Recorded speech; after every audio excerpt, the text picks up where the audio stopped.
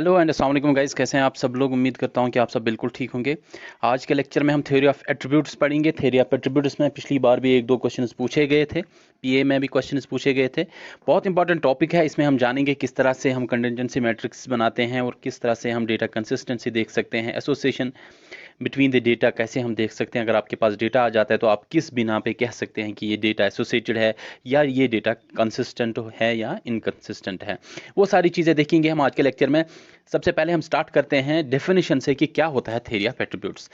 देखिए, ये जो हमारे पास थ्योरी ऑफ एट्रीब्यूट्स है ये डील करता है क्वालिटेटिव कैरेक्टरिस्टिक्स के साथ। मैंने आपको पहली बार जब स्टैटिस्टिक्स पढ़ाई थी तो मैंने आपसे कहा था कि स्टैटिस्टिक्स जो है डायरेक्टली क्वालिटेटिव डेटा के साथ जो है डील नहीं करती है, लेकिन क्वालिटेटिव डेटा के जो एन्यूमरेबल यानी कि जो काउंटेबल जो यहाँ के फीचर्स होते हैं क्वालिटेटिव डेटा के, वो हम यहाँ पे जो है उनके साथ डील करते हैं। उसी को हम कहते हैं थ्योरी ऑफ एट्रीब्यूट्स, यानी कि it deals with the qualitative characteristics calculated using quantitative measurements. वो क्वालिटेटिव फीचर्स जो हम क्वांटिटेटिव मेजरमेंट्स के साथ कैलकुलेट कर सकते हैं, वो उनके साथ डील करते हैं हम थ्योरी ऑफ एट्रीब्यूट्स में। फॉर एग्जाम्पल, ऑनेस्टी है हमारे पास एक क्वालिटेटिव एट्रीब्यूट, या हैबिट ऑफ स्मोकिंग है, या और भी चीज़ें हैं हमारे पास जो हम गिन सकते हैं क्वालिटेटिव कैरेक्टरिस्टिक्स में। लेकिन अगर आप देखें डायरेक्टली जो है यहाँ पे स्टैटिस्टिक्स जो है डील नहीं करता है ऑनेस्टी के साथ, लेकिन ऑनेस्टी प्रेजेंट है किसी शख्स में या एब्सेंट है किसी शख्स में, इसके साथ डील करती है प्रेजेंस ऑफ एट्रीब्यूट और एब्सेंस ऑफ एट्रीब्यूट। अच्छा, एट्रीब्यूट्स के बारे में हम पहले से बात करते आ रहे हैं। तो एट्रीब्यूट्स होता है फीचर्स या कैरेक्टरिस्टिक्स। आपने देखा होगा जब भी आप जो है नई गाड़ी कोई लॉन्च होती है किसी भी कंपनी की, वो आपको उसके फीचर्स बताते हैं, उस गाड़ी के फीचर्स बताते हैं, उसके एट्रीब्यूट्स बताते हैं। यानी कि ये गाड़ी कितनी सीसी की है, इसमें ऑटो गियर है या नहीं, या मैनुअल गियरिंग है, या फिर इसमें कौन कौन से वेरिएंट्स आते हैं, इसमें ईयर बैग्स कितने आते हैं, ठीक है, और इसका जो है ग्राउंड क्लियरेंस क्या है। वो सारे फीचर्स आपको वो कंपनी बताते हैं। उनको हम कहते हैं एट्रीब्यूट्स या फिर कैरेक्टरिस्टिक्स या फिर फीचर्स। उन्हीं के बिना पे हम फैसला कर सकते हैं कि गाड़ी कैसी है। एट्रीब्यूट्स क्या होते हैं? Qualitative characteristics of an individual, यानी कि किसी भी इंडिविजुअल या किसी भी चीज़ के कोई क्वालिटेटिव कैरेक्टरिस्टिक्स जो भी होते हैं उनको हम एट्रीब्यूट्स कहते हैं या फिर उनको हम फीचर्स कहते हैं। डायकोटॉमी या डायकोटॉमस क्लासिफिकेशन क्या होती है? डायकोटॉमी या डायकोटॉमस क्लासिफिकेशन होती है जब आपके एट्रीब्यूट्स दो क्लासेस में डिवाइड की जाएंगे। ठीक है, यहां पे हमारे पास एक एट्रीब्यूट के बिना पे दो क्लासेस बनते हैं। यानी कि जब भी कोई क्लासिफिकेशन ऐसी हो जहां पे दो क्लासेस में आपके पूरे डेटा को या पूरे कैरेक्टरिस्टिक्स को डिवाइड किया जाए, उससे हम कहते हैं डायकोटॉमी या फिर डायकोटॉमस क्लासिफिकेशन। यहां पे सिर्फ आपने याद रखना है, यहां पे दो क्लासेस में डिवाइड होती हैं आपके एट्रीब्यूट्स एट ईच लेवल। हर एक लेवल पे अगर हम देखेंगे तो यहाँ पे दो ही आपके जो है क्लासेस बनते हैं, यानी कि आपका एक एट्रीब्यूट रहता है हर एक लेवल पे। मैंने आपको बताया था कि एक एट्रीब्यूट के बिना पे हम जो है दो क्लासेस बना सकते हैं। तो हमारे हर एक लेवल पे दो क्लासेस रहते हैं, और या हम दूसरी तरह से ये कह सकते हैं कि हमारी हर एक लेवल पे एक एट्रीब्यूट रहता है। ठीक है, दोनों तरीके से आप कह सकते हैं। लेकिन डायकोटॉमस, डाई मीन्स टू, इस तरह से आप याद रख सकते हैं कि यहाँ पे आपके हर एक लेवल पे दो क्लासेस बनते हैं। जरा यहाँ पे आप देखें, ये हमारे पास एक पॉपुलेशन है, इसको हम दो क्लासेस में डिवाइड करते हैं on the basis of gender. Gender हमारे पास एक एट्रीब्यूट है, इसके बिना पे हम इसको दो क्लासेस में डिवाइड करते हैं, मेल एंड फीमेल। इसके बाद हमारे पास मेल पॉपुलेशन जो है, मेल पॉपुलेशन को हम फर्दर दो क्लासेस में डिवाइड कर सकते हैं, literate and illiterate, on the basis of literacy. ठीक है, on the basis of literacy कि वो लिटरेट है या नहीं है। हमारे पास एक और एट्रीब्यूट है लिटरेसी। लिटरेसी के एट्रीब्यूट के बिना पे हम कह सकते हैं कि ये लिटरेट है या इलिटरेट है। तो यहाँ पे फर्दर हमने दो क्लासेस में इसको डिवाइड किया। इसी तरह जो है फीमेल्स को भी हम लिटरेसी के बिना पे दो क्लासेस में सब डिवाइड कर सकते हैं। तो जहां पे भी आपके पास ऐसी क्लासिफिकेशन हो कि हर एक लेवल पे जो आपकी जो पॉपुलेशन होती है या जो आपके का डेटा सेट होता है, उसको दो क्लासेस में डिवाइड किया जाए, उसे हम कहते हैं डायकोटॉमस क्लासिफिकेशन। अब हमारे पास यहाँ पे क्वालिटेटिव जो थ्योरी ऑफ एट्रीब्यूट्स होती है, जहाँ पे हम क्वालिटेटिव डेटा के साथ डील करते हैं, यहाँ पे हमारे पास दो तरह के एट्रीब्यूट्स होते हैं। एट्रीब्यूट्स यानी कि पॉजिटिव एट्रीब्यूट और नेगेटिव एट्रीब्यूट। पॉजिटिव एट्रीब्यूट होता है प्रेजेंस ऑफ एन एट्रीब्यूट, अगर किसी चीज में प्रेजेंट होगा वो एट्रीब्यूट, उससे हम कहते हैं पॉजिटिव एट्रीब्यूट। अगर एब्सेंट होगा तो उससे हम कहेंगे नेगेटिव एट्रीब्यूट। फॉर एग्जांपल, अगर किसी शख्स में ऑनेस्टी पॉजिटिव है, सॉरी ऑनेस्टी प्रेजेंट है, तो उससे हम कहेंगे कि इसमें पॉजिटिव एट्रीब्यूट है ऑनेस्टी का। और अगर नहीं होगी किसी में ऑनेस्टी तो हम उसे कहेंगे कि उसमें नेगेटिव एट्रीब्यूट है ऑनेस्टी का, ठीक है, यानी कि उसमें एब्सेंस है इस एट्रीब्यूट का। अच्छा, यहाँ पे हम कुछ सिंबल्स वगैरह का इस्तेमाल करते हैं जिनकी बिना पे हम सारा जो है थ्योरी ऑफ एट्रीब्यूट्स आगे देखेंगे। यहाँ पे हमारे पास सिंबल्स होते हैं या नोटेशंस या फिर निमोनिक्स जिनको आप कहते हैं। जो भी हमारे पास प्रेजेंस ऑफ एट्रीब्यूट्स होते हैं उनको हम यहाँ पे कैपिटल लेटर्स से यानी कि अपर केस से उनको हम रिप्रेजेंट करते हैं। ए हमारे पास एक एट्रीब्यूट है कैपिटल ए, यानी कि इसमें जो है ये एट्रीब्यूट प्रेजेंट है। कैपिटल बी रिप्रेजेंट करता है इसमें ये वाला एट्रीब्यूट प्रेजेंट है। कैपिटल सी, इसी तरह से आपके जितने भी जो है कैपिटल लेटर्स है वो रिप्रेजेंट करते हैं प्रेजेंस ऑफ एन एट्रीब्यूट। इसी तरह एब्सेंस ऑफ एट्रीब्यूट जो है वो आपके पास जो है यहाँ पे ग्रीक लेटर्स यानी कि अल्फा बीटा गैमा वगैरह जो है उनसे रिप्रेजेंट होते हैं, ठीक है। अच्छा, फॉर एग्जांपल यहाँ पे देखें, अगर किसी में ऑनेस्टी प्रेजेंट है तो उसका प्रेजेंस ऑफ एट्रीब्यूट हम जो है कैपिटल ए से रिप्रेजेंट कर सकते हैं। अगर एब्सेंस ऑफ ऑनेस्टी को हमने रिप्रेजेंट करता है तो उसको हम अल्फा से रिप्रेजेंट कर सकते हैं। इसी तरह अगर किसी में लिटरेसी प्रेजेंट है, लिटरेट है, तो उसको हम कैपिटल बी से रिप्रेजेंट कर सकते हैं। अगर किसी में जो है लिटरेसी एब्सेंट है यानी कि एब्सेंस ऑफ लिटरेसी है या वो इलिटरेट है, उसको हम बीटा से रिप्रेजेंट करते हैं। इसी तरह अगर कोई एम्प्लॉयड है यानी कि प्रेजेंस ऑफ एम्प्लॉयमेंट है उसमें, तो उसको हम कैपिटल सी से रिप्रेजेंट करेंगे। और अगर उसमें जो है एब्सेंस ऑफ एम्प्लॉयमेंट हो या फिर वो अनएम्प्लॉयड हो, उसको हम गैमा से रिप्रेजेंट करते हैं, ठीक है। इस तरह से हम प्रेजेंस और एब्सेंस ऑफ एट्रीब्यूट को रिप्रेजेंट कर सकते हैं। बस आप याद रखें कि प्रेजेंस ऑफ एट्रीब्यूट को हम रिप्रेजेंट करते हैं कैपिटल लेटर से और एब्सेंस ऑफ एट्रीब्यूट को हम रिप्रेजेंट करते हैं Greek letters alpha beta and gamma से। अब हमारे पास जो क्लास होती है, यहाँ पे हमारे पास मल्टीपल क्लासेस बनते हैं on the basis of attributes, on the basis of characteristics. यहाँ पे हमारे पास क्लास क्या होता है, एक बार मैं आपको फिर से डेफिनेशन बताता हूँ कि क्लास क्या होता है। क्लास एक ऐसा सेट होता है, ऐसा ग्रुप होता है जो होमोजीनियस हो, यानी कि जिसमें एक तरह के एलिमेंट्स हो या एक तरह का डेटा हो। मैंने आपको ये बताया था, होमोजेनिटी प्रिंसिपल मैंने आपको पढ़ाया था क्लासिफिकेशन ऑफ डेटा में, अगर आपको याद हो तो। दूसरा ये होता है, ये म्यूचुअली एक्सक्लूसिव होता है। म्यूचुअली एक्सक्लूसिव भी मैंने आपको बताया था कि एक आइटम जो एक ग्रुप में फॉल करता हो वो फिर दूसरे ग्रुप में फॉल नहीं करेगा। इसको हम कहते हैं म्यूचुअली एक्सक्लूसिव, या तो इधर रहेगा या फिर इधर रहेगा, ठीक है, या फिर उधर रहेगा। तो दोनों ग्रुप्स में एट अ टाइम प्रेजेंट होना जो है वो म्यूचुअली एक्सक्लूसिव प्रॉपर्टी फुलफिल नहीं करता है। तो ये जो हमारे पास क्लास होता है, एक तो ये होमोजीनियस होता है, हर एक ग्रुप में एक तरह के एक प्रॉपर्टी वाले एलिमेंट्स होते हैं। जो है दूसरा प्रॉपर्टी ये है कि एक ग्रुप में जो एलिमेंट्स फॉल करते हैं वो फिर दूसरे ग्रुप में फॉल नहीं करेंगे। इसको हम कहते हैं क्लास। यहां पे हमारे पास दूसरा जो है टर्म जिसको हम क्लास फ्रीक्वेंसी कहते हैं, ठीक है। क्लास फ्रीक्वेंसी होता है कि हमारे एक क्लास में कितने आइटम्स फॉल करते हैं, number of items in each class denoted by brackets और क्लास सिंबल्स। तो ये कैसे डिनोट होते हैं कि आपके जो भी क्लासेस होते हैं, क्लास सिंबल्स होते हैं, उनको हम उनके ऊपर हम ब्रैकेट्स लगाते हैं, ठीक है। या फॉर एग्जांपल हमारे पास प्रेजेंस ऑफ एक एट्रीब्यूट है ए, उसके ऊपर अगर हम ब्रैकेट्स लगाते हैं, ये हमारे पास क्लास फ्रीक्वेंसी बनी। यहाँ पे हमारे पास दो एट्रीब्यूट्स हैं ए एंड बी, दोनों प्रेजेंस ऑफ एट्रीब्यूट्स है, दोनों पॉजिटिव एट्रीब्यूट्स है। अगर इनके बाहर हम ब्रैकेट लगाते हैं तो इसको हम कहते हैं क्लास फ्रीक्वेंसी। इसी तरह हमारे पास जो है अलग अलग तरह के क्लास फ्रीक्वेंसीज होते हैं, इनको हम कहते हैं पॉजिटिव क्लास फ्रीक्वेंसीज या पॉजिटिव फ्रीक्वेंसीज इनको हम कहते हैं। क्यों कहते हैं पॉजिटिव फ्रीक्वेंसीज, जरा आप इन पे नजर देखें। यहाँ पे भी हमारे पास कैपिटल लेटर्स हैं, यहाँ पे भी कैपिटल लेटर्स हैं, यहाँ पे भी कैपिटल लेटर्स हैं, यहाँ पे भी कैपिटल लेटर्स हैं। चारों के चारों केसेस में हमारे पास कैपिटल लेटर्स है, इसलिए हम इनको कहते हैं पॉजिटिव फ्रीक्वेंसीज, क्योंकि ये पॉजिटिव एट्रीब्यूट्स है, इनमें प्रेजेंस ऑफ एट्रीब्यूट है। अच्छा, दूसरा हमारे पास ये भी केस रह सकता है जहां आपके पास जो है अल्फा एब्सेंस ऑफ एट्रीब्यूट, ठीक है, या बीटा हमारे पास है एब्सेंस ऑफ एट्रीब्यूट, गैमा है हमारे पास, या फिर हमारे पास एट अ टाइम दो एट्रीब्यूट्स की प्रेजेंस हो, इसको हम कहते हैं नेगेटिव फ्रीक्वेंसीज। नेगेटिव फ्रीक्वेंसीज क्यों कहते हैं, क्योंकि यहां पे अगर आप देखेंगे चारों के चारों केस में हमारे पास एब्सेंस ऑफ एट्रीब्यूट है, ठीक है, नेगेटिव एट्रीब्यूट्स है। तीसरा हमारे पास एक और केस रहता है क्लास फ्रीक्वेंसीज में जहां पे इन दोनों का मिक्स हो। यहां पे अगर आप ए और बी दिखें, ये हमारे पास पॉजिटिव एट्रीब्यूट्स है, लेकिन गैमा हमारे पास जो है ये नेगेटिव एट्रीब्यूट है। यहाँ पे फिर से देखें आप, अल्फा और गैमा हमारे पास जो है एब्सेंस ऑफ एट्रीब्यूट है, लेकिन बीटा जो है ये प्रेजेंस ऑफ एट्रीब्यूट है। तो यहाँ पे मिक्स है, हम आप कह सकते हैं हाइब्रिड फ्रीक्वेंसीज है यहाँ पे, इनको हम कहते हैं कंट्रारी फ्रीक्वेंसीज। कंट्रारी फ्रीक्वेंसीज वो फ्रीक्वेंसीज होती हैं जहां पे दोनों एक साथ हो, यानी कि प्रेजेंस और एब्सेंस ऑफ एट्रीब्यूट्स दोनों एक साथ हो, ये हमारे पास होते हैं क्लास फ्रीक्वेंसीज। तो इनको रिप्रेजेंट करते हैं हम ब्रैकेट से। इसके बाद हम देखते हैं नंबर ऑफ क्लासेस। देखिए नंबर ऑफ क्लासेस आपके पास कितने बनते हैं, it depends on their number of attributes, ठीक है।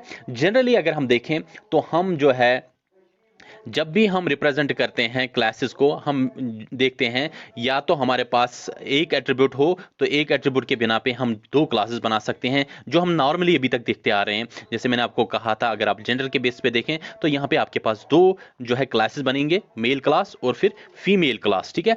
तो ये हमारे पास दो क्लासेस बनते हैं। लेकिन यहाँ पे आप थ्योरी ऑफ एट्रीब्यूट्स में याद रखें, यहाँ पे अगर हमारे पास एक एट्रीब्यूट होता है तो हमारे पास तीन क्लासेस बनते हैं। क्यों? वो क्यों? एक प्रेजेंस ऑफ एट्रीब्यूट, दूसरा एब्सेंस ऑफ एट्रीब्यूट, तीसरा है जो आपको टोटल एट्रीब्यूट्स का फीचर बताता है कि इसमें टोटल एट्रीब्यूट्स कितने हैं, ठीक है। यहां पे दो एट्रीब्यूट्स है, ए एंड अल्फा, तो उसको रिप्रेजेंट करता है आपका एन, ठीक है।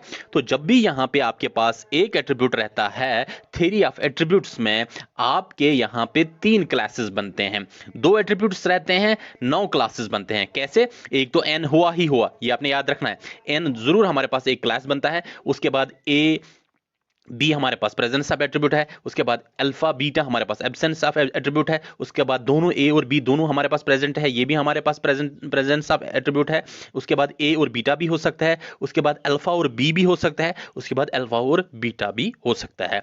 ये हमारे पास 9 क्लासेस बनते हैं। इसी तरह अगर आपके पास तीन एट्रीब्यूट्स हैं तो आपके पास 27 क्लासेस बनते हैं। फॉर्मूला यहां पे बनती है, यानी कि अगर आपके पास एक एट्रीब्यूट है तो तीन क्लासेस बनते हैं, दो एट्रीब्यूट होते हैं तो 3⁻², which is equal to 9 आपके पास क्लासेस बनते हैं।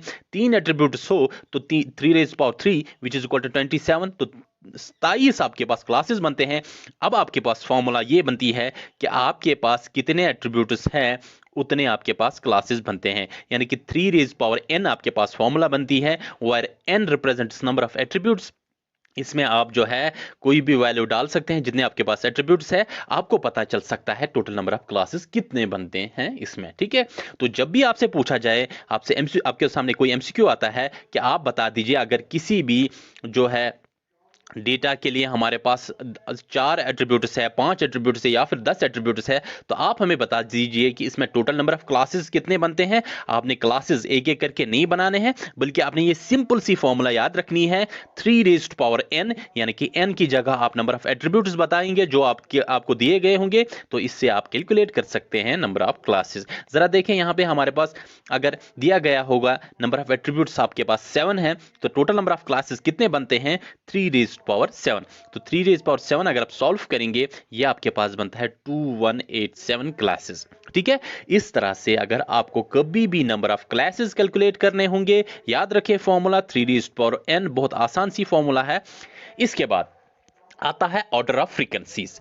हमारे पास 0 ऑर्डर फ्रीक्वेंसी हो सकता है, ऑर्डर 1 फ्रीक्वेंसीज हो सकता है, ऑर्डर 2 फ्रीक्वेंसीज हो सकता है, ऑर्डर 3 फ्रीक्वेंसीज हो सकता है, और उसके बाद आगे भी हमारे पास ऑर्डर 4, ऑर्डर 5 एंड पॉले ऑर्डर भी हमारे पास हो सकते हैं। देखिए ऑर्डर 0 हमारे पास जो फ्रीक्वेंसीज है, यहां पे हमारे पास जो है कोई एट्रीब्यूट नहीं रहता है, यहां पे हमारे पास खाली n रहता है, ठीक है। ऑर्डर 0 में हमारे पास खाली n रहता है, जो हमें बताता है टोटल नंबर ऑफ क्लासेस कितने रहते हैं इसमें। तो आपको जब भी पूछा जाए कि ऑर्डर 0 है, इसमें कितने फ्रीक्वेंसीज रहते हैं, ठीक है, तो आपके पास खाली n रहता है, तो यहाँ पे खाली आपके पास एक फ्रीक्वेंसी रहते हैं। उसके बाद ऑर्डर 1 में हमारे पास कितने फ्रीक्वेंसीज रहते हैं? देखिए यहाँ पे हमारे पास 2 फ्रीक्वेंसीज रहते हैं, ठीक है। सॉरी, यहाँ पे हमारे पास ऑर्डर 1 में कौन कौन सी फ्रीक्वेंसीज आती है? एक आता है हमारे पास प्रेजेंस ऑफ एट्रीब्यूट, दूसरा आता है हमारे पास एब्सेंस ऑफ एट्रीब्यूट। इसी तरह अगर बी हमारे पास एट्रीब्यूट होगा, इसका एब्सेंस भी इसके साथ होगा, सी हमारे पास एट्रीब्यूट होगा, इसका एब्सेंस भी हमारे पास होगा। इसी तरह ऑर्डर 2 में हमारे पास कौन कौन से आते हैं? ऑर्डर 2 में हमारे पास at a time 2 attributes present होते हैं। ऑर्डर 1 में एट अ टाइम एक एट्रीब्यूट प्रेजेंट होता है, ऑर्डर 0 में कोई एट्रीब्यूट प्रेजेंट नहीं होता है, ऑर्डर 2 में हमारे पास at a time 2 attributes present होते हैं, या एक प्रेजेंट भी हो सकता है, एक एब्सेंट भी हो सकता है। देखें ए और बी दोनों प्रेजेंट है, ए और बीटा, ए प्रेजेंट है, बी एब्सेंट है, अल्फा बी ठीक है। ए जो है एब्सेंट है, उसकी जगह पे अल्फा हमने लिखा, और बी प्रेजेंट है, दोनों एब्सेंट है, अल्फा बीटा, ठीक है। ए और सी भी लिख सकते हैं, अगर हमारे पास ए और सी होगा, ए और गैमा भी लिख सकते हैं हम, ठीक है। इसी तरह अल्फा बीटा भी लिख सकते हैं हम, अल्फा गामा भी लिख सकते हैं हम। तो ये सारे जो हैं ये हमारे पास ऑर्डर 2 है।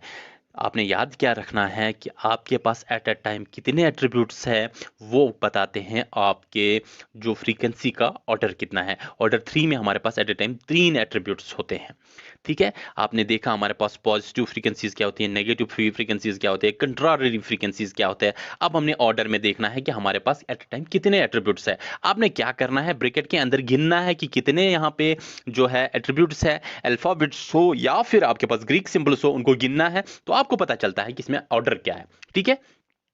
लेकिन सर ये तो ठीक है, अगर हमसे पूछा जाए कि ऑर्डर कैसे कैलकुलेट करें, तो उसके लिए हमारे पास कौन सी फॉर्मूला है, वो मैं आपको आगे बता दूंगा। देखिए यहाँ पे हमारे पास जो है एन जो है ये रिप्रेजेंट, मैंने आपको कहा था एन रिप्रेजेंट करता है आपके पास टोटल नंबर ऑफ जो आपके पास ये बनता है एट्रीब्यूट्स, ठीक है। Total number of classes rather आप कह सकते हैं। अगर आपके पास एक एट्रीब्यूट होगा तो आपके पास 2 क्लासेस बनेंगे, ए और अल्फा, उसको एन रिप्रेजेंट करता है। अगर बी आपके पास एक एट्रीब्यूट होगा, उसके साथ बीटा होगा, तो ए बी और बीटा आपका जो है एन से रिप्रेजेंट होता है। इसी तरह देखें, अगर आपको कभी कभी इसके साथ जो है अलजेब्रा करना पड़ेगा, देखें ये हमारे पास ए है, इस ए एट्रीब्यूट को हम इस तरह से भी लिख सकते हैं। क्यों इस तरह से लिख सकते हैं, यहाँ पे मेरे पास ए बी है, यहाँ पे मेरे पास ए बीटा है। जब हम इनको ऐड करते हैं, ये बी और बीटा एक दूसरे के पॉजिटिव्स या नेगेटिव्स है, ठीक है। B means presence of attribute and beta means absence of attribute, तो ये यहाँ पे कैंसिल हो जाते हैं, तो आपके पास ए बच जाता है। इसी तरह आप बी को भी इस तरह से रिप्रेजेंट करते हैं। ये मैं आपको इसलिए बता रहा हूँ, कभी कभी आपको अगर वहां पे कुछ जो है पॉइंट्स इस तरह से दिए गए हैं तो आपको समझने में दिक्कत ना हो जाए, बल्कि आप उसमें अलजेब्रा करके उसको सॉल्व कर सकते हैं। यहाँ पे मेरे पास ए बी है, यहाँ पे मेरे पास अल्फा बी है, तो ये ए और अल्फा जो है एक दूसरे के अपोजिट्स हैं, ये कैंसिल हो जाएंगे, आपके पास बी बचता है। और थोड़ा सा जो है इसमें कुछ अलजेब्रिक एक्सप्रेशन हम सॉल्व करने की कोशिश करेंगे। देखिए यहाँ पे हमारे पास जो है ए है, इसको हम यहाँ पे मैंने आपको ऑलरेडी बताया, ये हमारे पास ए बी है और ए बीटा है, ये ए बी और बीटा कैंसिल हो जाएगा, तो ये हम ए के बराबर लिख सकते हैं। इसी तरह बी की जगह हम इस तरह से लिख सकते हैं, ये मेरे पास ए और अल्फा कैंसिल हो जाएंगे, एक दूसरे के अपोजिट है, तो बी बच जाता है। यहाँ पे अल्फा जो है इसको हम इस तरह से रिप्रेजेंट कर सकते हैं, यहाँ पे मेरे पास बी और बीटा कैंसिल हो जाएंगे और अल्फा आपके पास बचेगा, ये मेरे पास बीटा है, तो यहाँ पे ए और अल्फा कैंसिल हो जाएंगे, एक दूसरे के अपोजिट्स हैं, तो यहाँ पे आपके पास बीटा बचता है। इस तरह से भी हम जो है अलजेब्रिक एक्सप्रेशन लिख सकते हैं, उनको सॉल्व कर सकते हैं। अब देखें आपके पास ये अलजेब्रिक एक्सप्रेशन है ए बी सी, उसके बाद ए बी गैमा है हमारे पास, उसके बाद अल्फा बी है हमारे पास। देखें इसको हम कैसे सॉल्व करेंगे। सबसे पहले जो है इसमें हम देखेंगे कॉमनलिटीज क्या है। यहाँ पे हमारे पास ए बी है, यहाँ पे भी ए बी है, ये यहाँ पे हमारे पास बच जाएगा, लेकिन यहाँ पे सी है, यहाँ पे हमारे पास गैमा है, ये एक दूसरे के साथ कैंसिल हो जाएंगे, एक दूसरे के अपोजिट्स है, तो यहाँ पे आपके पास बचा है ए बी, तो ए बी यहाँ पे हमारे पास बचा और यहाँ पे हमारे पास है अल्फा बी। ए और अल्फा एक दूसरे के अपोजिट्स हैं, इसको कैंसिल करेंगे तो यहाँ पे आपके पास बी बचता है। इस तरह से अगर आपको कभी कभी अलजेब्रिक एक्सप्रेशंस दिए गए हों वहाँ पे, तो आपको उनको सॉल्व करने के लिए कहा जाए तो इस तरह से आप उनको सॉल्व कर सकते हैं। अपोजिट्स को आप जो है कैंसिल करें और जो आपके पास रिजल्ट्स आते हैं वो जो बचते हैं वो ही आपका फाइनल आंसर होगा। Formula for any order frequency. अब आपको क्वेश्चंस किस तरह से पूछे जाते हैं, अगर आप जो है एग्जाम्स में देखें अक्सर इस तरह से क्वेश्चंस पूछे जाते हैं कि आपको पूछा जाएगा कि हमारे पास जीरो ऑर्डर के फ्रीक्वेंसीज कितने बनते हैं, ऑर्डर 1 के फ्रीक्वेंसीज कितने बनते हैं, ऑर्डर 3 के फ्रीक्वेंसीज कितने बनते हैं, ठीक है। ये अगर आपसे पूछा जाए तो आपको जो आप किस तरह से कैलकुलेट करेंगे। मैंने आपको नंबर ऑफ क्लासेस के लिए बता दिया, हमारे पास सिंपल सी फॉर्मूला है 3n। लेकिन अगर आपसे पूछा जाए किसी भी ऑर्डर के फ्रीक्वेंसीज जो है, अगर आपके पास एट्रीब्यूट्स दिए गए हैं तो कितने होंगे वो हम कैलकुलेट करेंगे। देखिए number of nth order frequencies अगर आपने किसी भी ऑर्डर की फ्रीक्वेंसीज कैलकुलेट करने हैं, उसके लिए हमारे पास एक सिंपल सी फॉर्मूला है NCR, ठीक है। ये कॉम्बिनेशन का एक फॉर्मूला है मल्टीप्लाइड बाय 2r, ठीक है। इतने क्लासेस बनते हैं आपके पास किसी खास ऑर्डर के। अच्छा यहाँ पे n रिप्रेजेंट करता है आपके पास टोटल एट्रीब्यूट्स कितने हैं, एट्रीब्यूट्स आपको दिए गए होंगे और यहाँ पे आपने ऑर्डर देना है r की जगह, यानी कि r रिप्रेजेंट करता है ऑर्डर को, कौन से ऑर्डर के आपको फ्रीक्वेंसीज चाहिए, ठीक है। देखें अच्छा यहाँ पे सबसे पहले जो है हमारे पास जो NCR जो है ठीक है, ये इस तरह से हम रिप्रेजेंट करते हैं कॉम्बिनेशन में।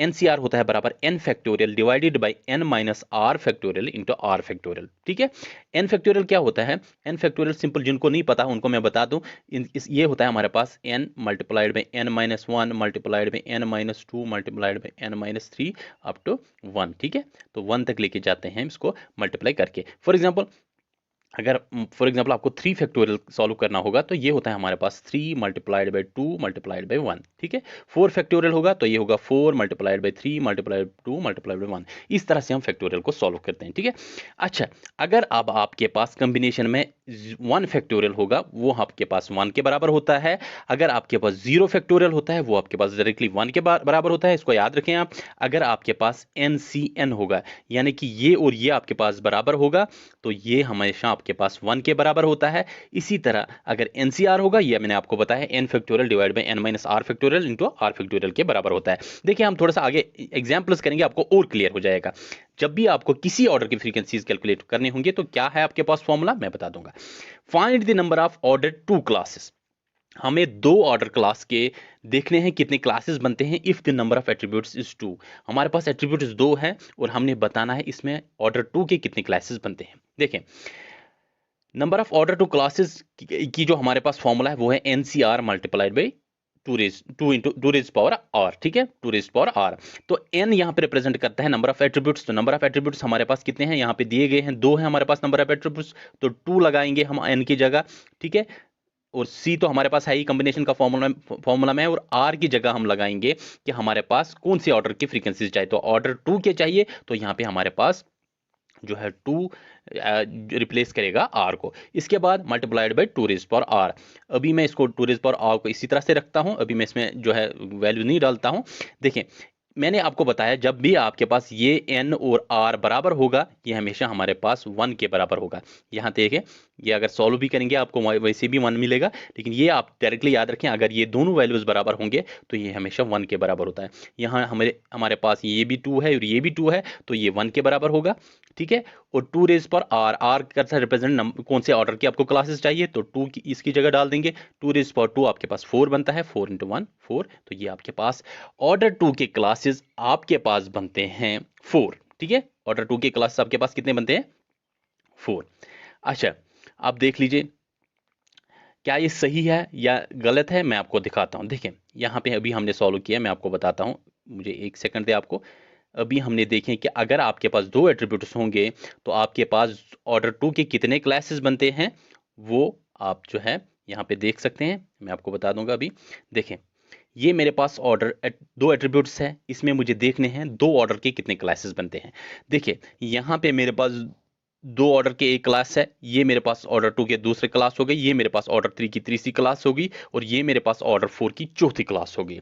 अगर आपके पास 2 एट्रीब्यूट्स है तो ऑर्डर 2 के आपके पास 4 क्लासेस बनते हैं। ऑर्डर 1 के कितने बनते हैं, यहाँ ऑर्डर 1 के हमारे पास 4 बनते हैं। ऑर्डर 0 के कितने बनते हैं, 1 बनता है ऑर्डर 0 का, वो है n।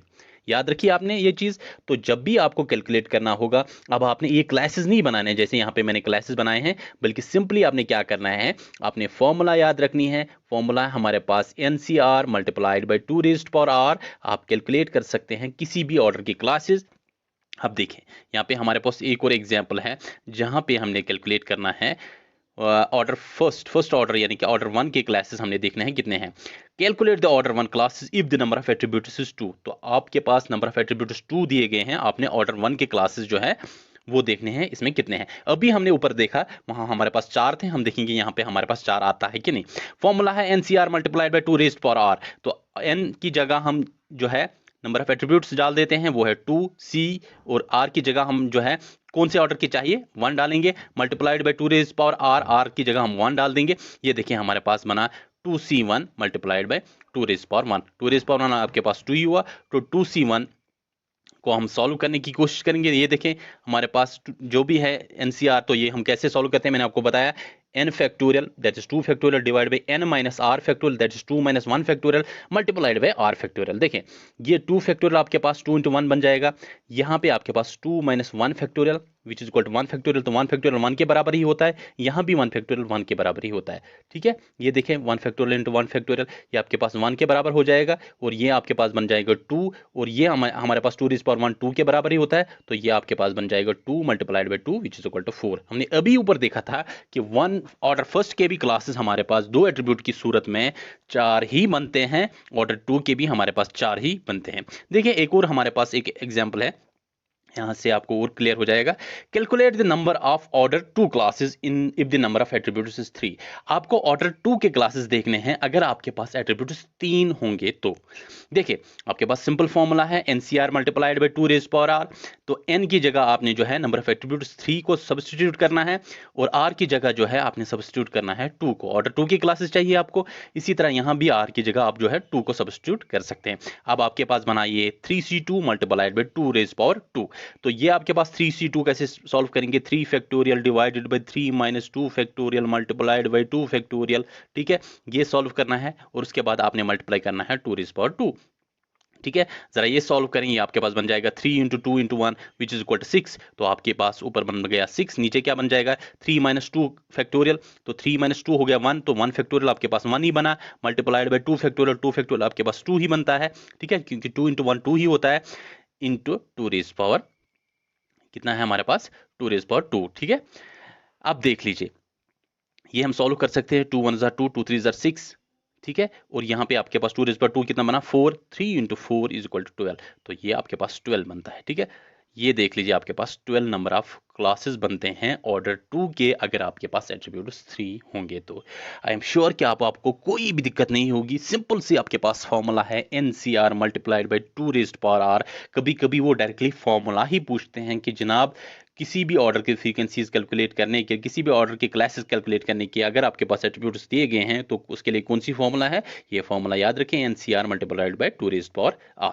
इसके बाद आता है हमारे पास कंटिजेंसी मैट्रिक्स। कंटिजेंसी मैट्रिक्स क्या होता है, ये जो हमने फ्रीक्वेंसीज बनाते हैं, इन्हीं फ्रीक्वेंसीज को रिप्रेजेंट करने के लिए हम एक फ्रीक्वेंसी टेबल बनाते हैं, जिसको हम कहते हैं कंटिजेंसी टेबल। कंटिजेंसी टेबल से हम बहुत सारे जो है यूटिलाइजेशंस ले सकते हैं, बहुत सारे फायदे उठा सकते हैं, वो मैं आपको आगे बताऊंगा। देखें ये मेरे पास एक कंटिजेंसी टेबल है। कंटिजेंसी टेबल जो है ये शो करता है रिलेशन बिटवीन 2 वेरिएबल्स और एट्रीब्यूट्स। जो हमारे पास 2 वेरिएबल्स होते हैं या 2 से ज़ायद भी हो सकते हैं, कंटिजेंसी टेबल जो हमारे पास 2 से ज़ायद एट्रीब्यूट्स का, 3 एट्रीब्यूट्स का भी हो सकता है, 4 एट्रीब्यूट्स का भी हो सकता है, लेकिन जितने भी एट्रीब्यूट्स हैं उनके दरमियान रिलेशनशिप शो करने के लिए हम कंटिजेंसी मैट्रिक्स बनाते हैं। पहली बार ये कार्ल पियर्सन ने स्टार्ट की थी, थ्योरी ऑफ कंटिजेंसी उन्होंने दी थी, relation to association and normal correlation. तो यहाँ पे हम एसोसिएशन देखते हैं डेटा का इसके द्वारा, और कोरिलेशन देखते हैं, अगर रिलेशन है डेटा के दरमियान वो हम देखते हैं यूजिंग कंटिजेंसी मैट्रिक्स। ये कंटिजेंसी टेबल जो हमारे पास है, कंटिजेंसी मैट्रिक्स जो है हमारे पास, इसको या तो कभी हम कंटिजेंसी टेबल कहते हैं या फिर कंटिजेंसी मैट्रिक्स कहते हैं, या कभी कभी क्रॉस टैबुलेशन या क्रॉस टैब भी कहते हैं। याद रखें, कभी कभी क्रॉस टैबुलेशन भी कहते हैं, कभी क्रॉस टैब भी कहते हैं। अब देख लीजिए, अगर हमारे पास 2 एट्रीब्यूट्स है तो हम इसके लिए जो है 9 स्क्वायर टेबल बनाते हैं, या फिर हम इसको 2 क्रॉस 2 टेबल भी कहते हैं। ठीक है, इसी तरह अगर आपके पास 3 एट्रीब्यूट्स है तो उसको हम 27 स्क्वायर टेबल कहते हैं। ठीक है, या फिर 3 क्रॉस 3 टेबल भी कहते हैं। अब देख लीजिए, ये मेरे पास कंटिजेंसी टेबल है, ये मेरे पास कंटिजेंसी टेबल है, यहाँ पे मैं इस तरह से बनाता हूँ कंटिजेंसी टेबल को। ठीक है, ये मेरे पास एक एट्रीब्यूट हुआ, उसका एब्सेंस हुआ, और उसके बाद इसका जो है रो टोटल। इसी तरह यहाँ पे मैं दूसरा एट्रीब्यूट लेता हूँ, उसका एब्सेंस लेता हूँ, यहाँ पे कॉलम टोटल। ठीक है, ये देख लीजिए, अगर अब जब मैंने ये बनाया, मैं आपको यहाँ पे बताता हूँ, थोड़ा सा सॉल्व करके थोड़ा सा आपको समझ आ जाए। देखिए यहाँ पे मैं इसको बनाता हूँ, ये मेरे पास, ठीक है, ये एट्रीब्यूट्स है मेरे पास। ठीक है, यहाँ पे मेरे पास एक एट्रीब्यूट है, उसका एब्सेंस है। ठीक है, यहाँ दूसरी साइड में मेरे पास एक एट्रीब्यूट है, उसका एब्सेंस है। अब देख लीजिए, ये मेरे पास टोटल है, रो टोटल, और ये मेरे पास कॉलम टोटल है। याद रखें, ये अगर ये कॉलम, ये मेरे पास सेल जो है यहाँ पे मेरे पास क्या वैल्यू आ जाएगा, एक तो इस साइड से ए आता है, इस साइड से बी आता है, ये मेरे पास ए बी बनता है। ठीक है, इसमें क्या बनेगा, इस साइड से अल्फा आता है, इस साइड से बी आता है, तो ये मेरे पास अल्फा बी बनेगा। ठीक है, इसी तरह यहाँ से ए आता है और यहाँ से बीटा आता है, ये मेरे पास ए बीटा बन जाएगा। समझ रहे हैं ना आप मेरी बात, यहाँ से अल्फा है, इस कॉलम वैल्यू और यहाँ से रो वैल्यू आपका बीटा है, तो ये आपके पास अल्फा बीटा बन जाएगा। अगर हम इसको टोटल करेंगे, ये मेरे पास ए बी है, ये मेरे पास अल्फा बी है, ठीक है। तो ए और अल्फा कैंसिल हो जाएगा, ये मेरे पास बी बच जाएगा यहाँ पे, ठीक है। इसी तरह ये मेरे पास ए है, ये अल्फा है, यहाँ पे मेरे पास ये दोनों कैंसिल हो जाएंगे, ये मेरे पास बीटा बन जाएगा। अगर इस तरह से देखेंगे तो ये मेरे पास जो है ए यहाँ पे ए बी है मेरे पास, और यहाँ पे ए बीटा है, बी और बीटा कैंसिल हो जाएंगे, ये मेरे पास ए बच जाएगा। इसी तरह यहाँ पे बी और बीटा कैंसिल हो जाएगा, ये मेरे पास बच जाएगा अल्फा, ठीक है। तो यहाँ पे हमारे पास जो एन है ये हमारे पास ओवरऑल टोटल बन जाता है।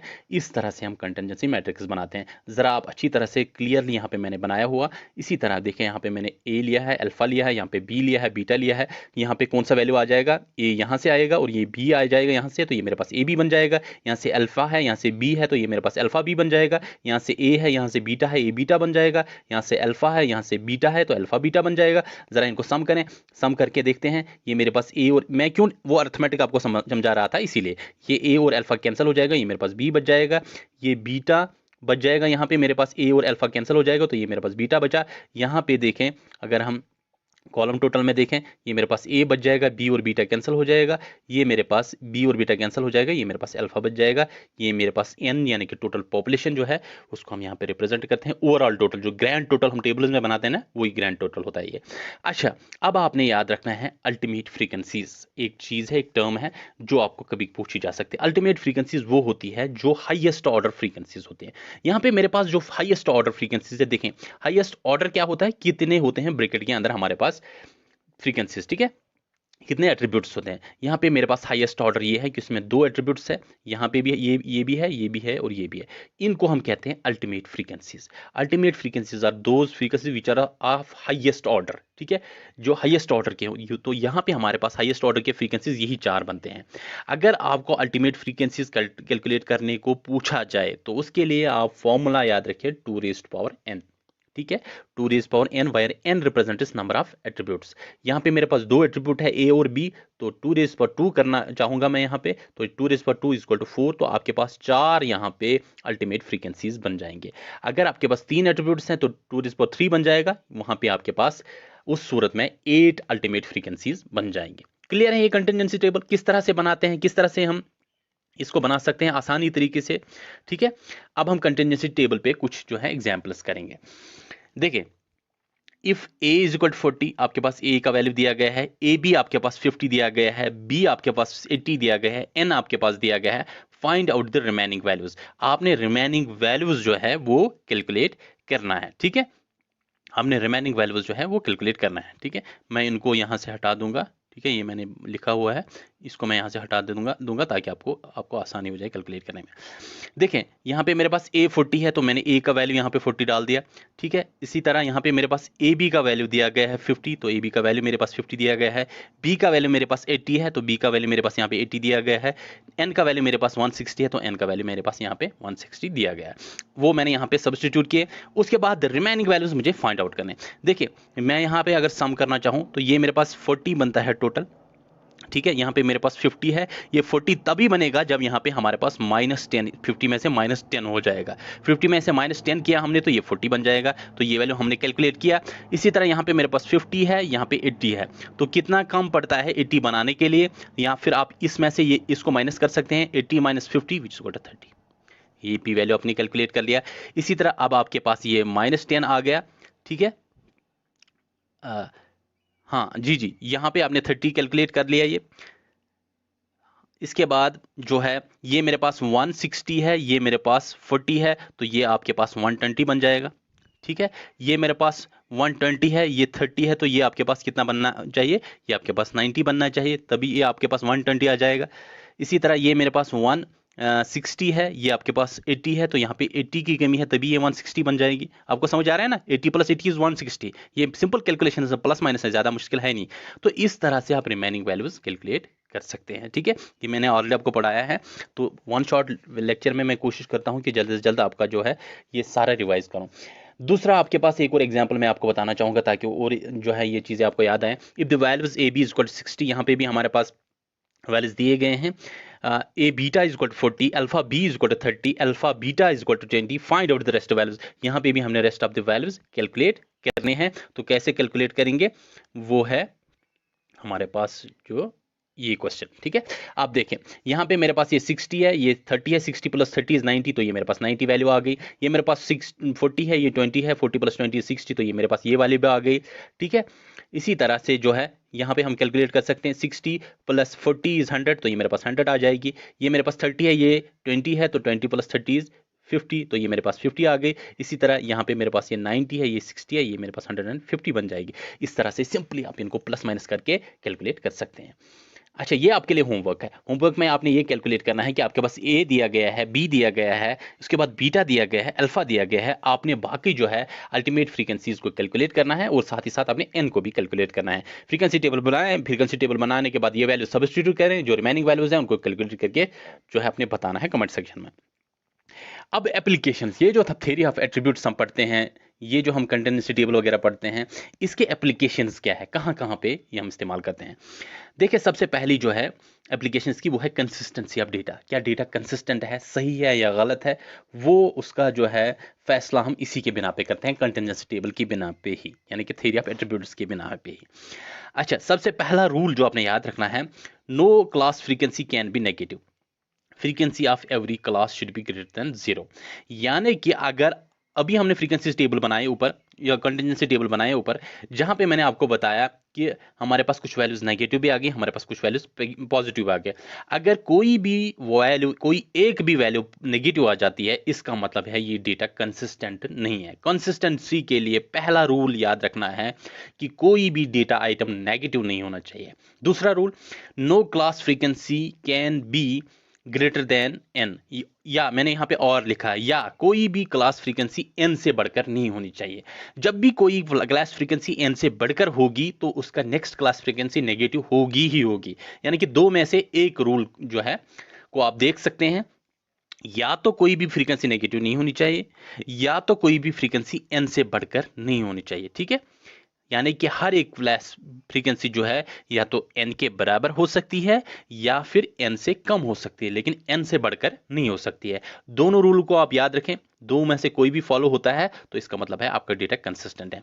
देख लेते हैं डेटा हमारे पास कंसिस्टेंट है। आपको एक डेटा दिया जाता है, determine if the consistency of the given data. आपके पास डेटा दिया गया है, वैल्यूज दिए गए हैं, आपने बताना है ये डेटा कंसिस्टेंट है कि नहीं। ठीक है, ये देख लीजिए, आपके पास कुछ वैल्यूज दिए गए हैं, ए बीटा आपके पास जो है 70 दिया गया है। ठीक है, जो हमारे पास वैल्यूज नहीं दी गए हैं मैं उनको जो है क्लियर करने की कोशिश करूंगा ताकि हम कैलकुलेट करके आपको बताएं। ठीक है, ये देखें, आपके पास ए बी हम बीटा हमारे पास 70, अल्फा बी है हमारे पास 40, अल्फा बीटा 60 है, बी हमारे पास 100 है। देख लीजिए, यहाँ पे मेरे पास अल्फा बी है 40, बी है हमारे पास 100 है, तो इसको हम कैलकुलेट कर सकते हैं। 100 माइनस 40, ये हमारे पास 60 आ जाएगा। ठीक है, इसी तरह ये मेरे पास ए बीटा हमारे पास 70 है, ये हमारे पास 60 है, तो इनका सम करेंगे, 70 प्लस 60 इज 130, तो ये आपके पास 130 बन जाएगा। ठीक है, इसी तरह ये हमारे पास 60 है, ये 70 है, ये हमारे पास बन जाएगा 130। इसी तरह ये मेरे पास 40 है, ये 60 है, ये मेरे पास 100 बन जाएगा, तो ये मेरे पास 100 एंड 130 आ गया, तो ये मेरे पास 230 बन जाएगा। ये सारी वैल्यूज हमने कैलकुलेट कर दी। जब हमने सारी वैल्यूज कैलकुलेट कर दी, यहाँ पे मेरे पास कोई भी वैल्यू जो है वो नेगेटिव नहीं आती है, तो नेगेटिव कोई भी वैल्यू नहीं आती है, हम कह सकते हैं कंक्लूजन में कि no frequency is negative nor any frequency is greater than N. आपने दो में से एक ही चेक करना है, तो कोई भी फ्रीक्वेंसी नेगेटिव नहीं है तो आप कह सकते हैं डेटा इज कंसिस्टेंट। ठीक है, इसी तरह find out if the data is consistent और नॉट, वैल्यूज आर गिवन। आपके पास n दिया गया है 300, उसके बाद आपके पास a दिया गया है, b दिया गया है, ab दिया गया है। आपने बताना है ये डेटा कंसिस्टेंट है कि नहीं है। ठीक है, इस देख लीजिए हमारे पास जो है वैल्यूज दिए गए हैं। ठीक है, बाकी वैल्यूज हम कैलकुलेट कर सकते हैं। ये देख लीजिए हमारे पास वैल्यूज दिए गए हैं, बाकी वैल्यूज हम कैलकुलेट कर सकते हैं। देखें, ये मेरे पास जो है, देख लीजिए ये 170 है, ये 180 है, 180 माइनस 170 आपके पास 10 आ जाएगा यहाँ पे वैल्यू। ठीक है, इसी तरह ये आपके पास 170 है, ये 200 है, इसका मतलब है ये 30 होना चाहिए, क्योंकि 200 माइनस 170 आपके पास 30 आ जाता है। इसी तरह जो है ये आपके पास 180 है, ये 300 है, तो 300 माइनस 180 ये आपके पास 120 बन जाएगा। ठीक है, तो ये वैल्यू भी आपके पास आ गई। अब ये आपके पास 30 है, ये 120 है, 30 माइनस 120 ये आपके पास 90 आना चाहिए। अब आपके पास सारे वैल्यूज आ गए, सॉरी ये 10 है, ये 90 है, तो ये आपके पास 100 आ जाएगा। सारे वैल्यूज आपके पास आ गए। जब सारे वैल्यूज आपके पास आ गए, ये वैल्यू हमने कैलकुलेट करके देखें, अभी ये वैल्यू में से देखें कोई भी वैल्यू नेगेटिव तो नहीं है। जब कोई भी वैल्यू नेगेटिव नहीं है, डेटा इज कंसिस्टेंट। ठीक है, सिंपली आप इस तरह से कर सकते हैं। इसी तरह हमारे पास एक और डेटा दिया गया है, यहाँ पे देखिए हमारे पास डेटा है, तो यहाँ हमारे पास n का वैल्यू दिया गया है, ए बी, उसके बाद ए बी हमारे पास दिया गया है। तो हमने बताना है कंसिस्टेंट है डेटा कि नहीं। तो किस बिना पे आप कहेंगे, देखिए हम यहाँ पे मैट्रिक्स बनाते हैं, कंटिन्यूंसी मैट्रिक्स जल्द से जल्द बनाते थे हम। इस तरह से हम कंटिन्यूंसी मैट्रिक्स बनाएंगे, ए अल्फा कर दिया, बी बीटा कर दिया, उसके बाद A B alpha B, A beta alpha beta, और यहाँ पे हम जो है बी और बीटा लिख सकते हैं और एन लिख सकते हैं। ये आप जो है एक बार ये एट्रीब्यूट्स लिखेंगे ना, तो फिर आप ये जो है खुद बना सकते हैं, ये इजी है। फिर आप देख लीजिए, जो ही आपने कंटिजेंसी मैट्रिक्स बनाए, कुछ वैल्यूज दिए गए हैं हमारे पास। ठीक है, तो जो कैलकुलेट करने हैं वो हम कैलकुलेट करके देखेंगे। देख लीजिए, ये हमारे पास वैल्यूज कुछ दिए गए हैं। ये मेरे पास 300 है, ये 170 है, तो 170 में से 300 में से 170 माइनस करेंगे, ये आपके पास 130 बन जाएगा। ठीक है, 130 आपने कैलकुलेट किया। इसी तरह ये आपके पास 170 है, ये 280 है, 280 माइनस 170 ये आपके पास 110 बन जाता है। ये आपके पास वैल्यूज आ गए। इसके बाद ये देखिए, ये हमारे पास 300 है, ये हमारे पास 400 है, ये आपके पास 400 माइनस 300 ये आपके पास 100 बन जाएगा। ये वैल्यू भी आपके पास आ गई। ठीक है, इसी तरह ये आपके पास 100 आ गई, ये आपके पास 110 आ गई ऑलरेडी। ठीक है, तो 110, 100 में से 110 माइनस करेंगे तो ये आपके पास -10 आ जाएगी यहाँ पे। ठीक है, देखें हमने कैलकुलेट कर लिए सारे वैल्यूज। यहाँ पे हमारे पास ये अल्फा बीटा जो है, एक भी हमारे पास नेगेटिव आया तो हम कह देंगे डेटा इज इनकंसिस्टेंट। ठीक है, इस तरह से हैं जो आप कैलकुलेट कर सकते हैं। क्यों हमारे पास एक भी वैल्यू जो नेगेटिव हो, हम कह सकते हैं कि डेटा इनकंसिस्टेंट है। कोई वैल्यू नेगेटिव नहीं हो, हम कह सकते हैं डेटा कंसिस्टेंट है। अब आपके पास ये एग्जांपल है होमवर्क के लिए, इसको आप करें और मुझे बताएं कि डेटा कंसिस्टेंट है कि नहीं है। ठीक है, अब ये याद रखनी है सिंपल ट्रिक। एक और ट्रिक मैं आपको बताता हूं कि अगर आपके पास अल्टीमेट फ्रीक्वेंसीज दी गई है, तो कोई भी अल्टीमेट फ्रीक्वेंसी अगर नेगेटिव नहीं है तो आप कह सकते हैं कि डेटा कंसिस्टेंट है। Check for ultimate frequencies if any ultimate frequency is negative. अगर कोई भी अल्टीमेट फ्रीक्वेंसी नेगेटिव है then data is inconsistent, otherwise not. ठीक है, मान लीजिए हमारे पास ये डेटा दिया गया, देख लीजिए मैंने आपको बताया कि जब हमारे पास दो एट्रीब्यूट्स हैं, हमारे पास अल्टीमेट फ्रीक्वेंसीज कितने बनती हैं, 4। हाईएस्ट ऑर्डर फ्रीक्वेंसीज हमारे पास ऑर्डर 2 के बनती है ना, यहाँ पे मैंने अभी आपको दिखाया था ऊपर। तो ये जो हमारे पास order highest order frequencies ultimate frequencies बनती हैं, अगर ये ही नेगेटिव नहीं होंगी तो हम डायरेक्टली कह सकते हैं कि डेटा कंसिस्टेंट है कि नहीं। ये मेरे पास डेटा दिया गया है, A B is equal to 100, alpha B is equal to 40, A beta is equal to 30, alpha beta is equal to 60। अगर हम टेबल बनाते हैं तो अल्टीमेट फ्रीक्वेंसीज भी यही बनती है ना हमारे पास। देखें मैं आपको फिर से बताता हूँ, यहाँ पे थोड़ा आप भी ध्यान रखें। ये हमारे पास एट्रीब्यूट्स है, ये ए अल्फा और ये हमारे पास जो है बी बीटा। ठीक है, ये मेरे पास बन जाएगा ए बी, ये मेरे पास बन जाएगा अल्फा बी, ये मेरे पास बन जाएगा ए बीटा, ये मेरे पास बन जाएगा अल्फा, यहाँ से आएगा ये बीटा आ जाएगा तो अल्फा बीटा। ठीक है, इसके बाद ये हमारे पास बनता है ए और अल्फा जाएगा तो ये मेरे पास बी बच जाएगा। इसी तरह ए और अल्फा जाएगा तो ये मेरे पास बीटा बन जाएगा। इसी तरह यहाँ पे ए बन जाएगा, ये मेरे पास जो है बीटा बन जाएगा। ठीक है, सॉरी अल्फा बन जाएगा। अब देख लीजिए, ये मेरे पास जो है अल्टीमेट फ्रीक्वेंसीज ये 4 बनते हैं, यही 4 A B alpha B A beta alpha beta, यही 4 मेरे पास अल्टीमेट फ्रीक्वेंसी, यही 4 चेक करने हैं आपको। ठीक है, अब देख लीजिए ये 4 के वैल्यूज आपके पास दिए गए हैं, कोई इनमें से नेगेटिव है, इनमें से कोई भी नेगेटिव नहीं है। तो क्वेश्चन को बिना जो है एनालाइज करें, आप डायरेक्टली देख के कह सकते हैं कि जनाब ये डेटा कंसिस्टेंट है कि नहीं है, इसमें कोई भी नेगेटिव नहीं है। आप डायरेक्टली कह सकते हैं no ultimate frequency is negative therefore data is consistent. इस तरह से आप क्वेश्चन को बिना सॉल्व करे, बिना कोई कंटिन्यूसी मैट्रिक्स बनाए जो है डायरेक्टली आप कह सकते हैं कि डेटा कंसिस्टेंट है कि नहीं। इसी तरह का एक और इसी तरह पे मैंने एक और क्वेश्चन बनाया है। आपके पास ये अल्टीमेट फ्रीक्वेंसीज दी गई हैं, आपने बताना है डेटा कंसिस्टेंट है या नहीं है। ये था कंसिस्टेंसी का चेक कि हम चेक कर सकते हैं कि डेटा कंसिस्टेंट है या नहीं है। इसके बाद आता है रिलेशन बिटवीन डेटा, इंडिपेंडेंट है डेटा या फिर एसोसिएटेड है डेटा, वो हम देखते हैं। वो हम देखते हैं यूजिंग थ्योरी ऑफ एट्रीब्यूट्स। ये और एक एप्लीकेशन है इसकी। Attributes are said to be independent if there does not exist any relation between them. Attributes को हम इंडिपेंडेंट तब कहते हैं जब उनके दरमियान कोई भी रिलेशन नहीं है। एग्जाम्पल, जेंडर एंड सक्सेस, इसमें कोई रिलेशन नहीं है, कोई भी जेंडर का, ठीक है, किसी भी जेंडर का कोई हो वो सक्सेस पा सकता है, इसमें कोई रिलेशन नहीं है। ब्यूटी और इंटेलिजेंस में कोई रिलेशन नहीं है, कोई खूबसूरत हो सकता है लेकिन उसका जो है वो इतनी इंटेलिजेंट नहीं हो सकती है, और कोई ज़्यादा इंटेलिजेंट होगी और ये ज़रूरी नहीं है कि वो खूबसूरत भी होगी, ठीक है, ये ज़रूरी नहीं है। अगर ये एक दूसरे पर डिपेंडेंट होते तब हम कहते हैं कि ये जो है ये एसोसिएटेड है, लेकिन ये एक दूसरे पर डिपेंडेंट नहीं है, ठीक है। कोई कितना भी खूबसूरत हो, इससे हम डिटरमाइन नहीं कर सकते हैं कि वो इंटेलिजेंट भी होगा, ठीक है। और नॉर्मली ये हमने देखा है कि ये ऐसा ही होता है कि जो ज़्यादा खूबसूरत होता है वो इंटेलिजेंट कम ही होता है, ठीक है। इसलिए इनके दरमियान कोई रिलेशन नहीं होता है। ये मैं जनरली कहता हूँ, ये कोई फैक्ट नहीं है। तो ये चीज़ें आप याद रखें कि ये जो हमारे पास एट्रीब्यूट्स होते हैं जो एक दूसरे के साथ बिल्कुल जो कनेक्टेड ना हो, कोई भी रिलेशन नहीं हो इनके दरमियान, तो इसको हम कहते हैं इंडिपेंडेंट एट्रीब्यूट्स, या फिर हम कहेंगे डेटा, यहाँ पे डेटा हमारे पास जो है इंडिपेंडेंट है। Two attributes are said to be associated. अब दो एट्रीब्यूट्स को हम एसोसिएट कब कह सकते हैं? If they are related in one way or other, अगर वो किसी भी तरह से एक दूसरे से एसोसिएट होंगे। फॉर एग्जाम्पल, यहाँ पे हमारे पास दो एसोसिएशन हो सकती हैं। एसोसिएटेड अगर होंगे या तो पॉजिटिवली एसोसिएटेड होंगे या फिर नेगेटिवली एसोसिएटेड होंगे। पॉजिटिवली एसोसिएटेड होंगे मतलब प्रेजेंट और एब्सेंट टुगेदर, या अगर होंगे तो दोनों एक साथ प्रेजेंट होंगे, अगर एब्सेंट होंगे तो दोनों एक साथ एब्सेंट होंगे। उसको कहते हैं जिएंगे तो साथ साथ, मरेंगे तो साथ साथ। पॉजिटिव एसोसिएशन, साथ होंगे या फिर साथ मरेंगे, ये यानी कि दोनों प्रेजेंट होंगे एक साथ या फिर दोनों एब्सेंट होंगे एक साथ, उसको हम कहते हैं positive association. For example, unemployment और पॉवर्टी। अगर एम्प्लॉयमेंट होगी तो पॉवर्टी नहीं होगी, ठीक है। अगर अनएम्प्लॉयमेंट होगी तो पॉवर्टी भी होगी, ठीक है। अगर एम्प्लॉयड होगा तो रिच होगा, अगर अनएम्प्लॉयड होगा तो पुअर होगा, जाहिर सी बात है, ठीक है। तो ये साथ साथ जाते हैं, इनको हम कहते हैं पॉजिटिव एसोसिएशन। अच्छा, नेगेटिव एसोसिएशन क्या है?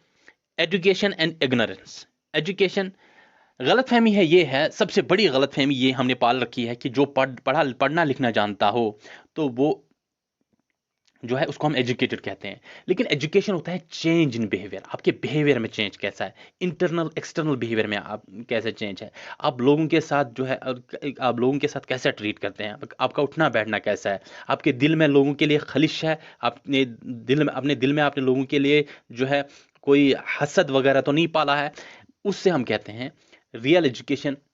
कि अगर आपका दिल हर एक के लिए साफ होगा, हर एक के लिए आप अच्छा चाहते हैं, अपने सोसाइटी के लिए अच्छा चाहते हैं, उसको हम कहते हैं real education. Positive change in external as well as internal behaviour. अगर एजुकेटेड होगा प्रॉपरली तो उसका मतलब है वो इग्नोरेंट नहीं होगा, ठीक है।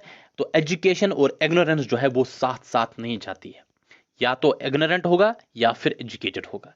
अगर एजुकेटेड होगा रियल मानों में, यानी कि पढ़ना लिखना छोड़ दें आप, ठीक है, लेकिन मैं रियल एजुकेशन की बात कर रहा हूं जहां पे आपका ज़मीर जिंदा हो जाता है।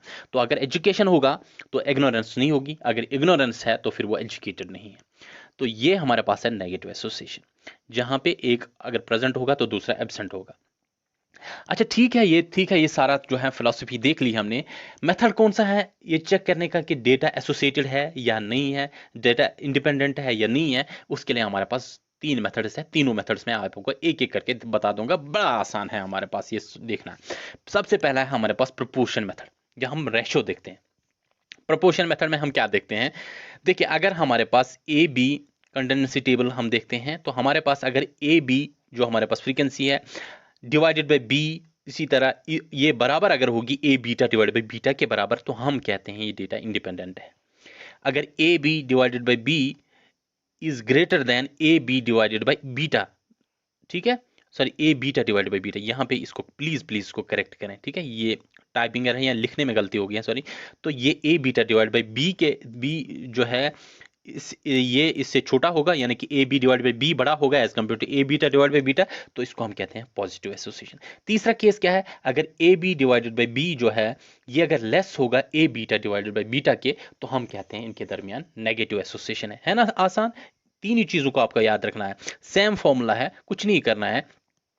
मैं कुछ देर के लिए आपको जो है ये बुला देता हूँ, सिंपली आपको कहूँ, आपने याद रखना है A B divided by B, ये जो है इसको किसके साथ कंपेयर करना है, A beta divided by beta के साथ, ठीक है, सिंपली इसके साथ आपने कंपेयर करना है।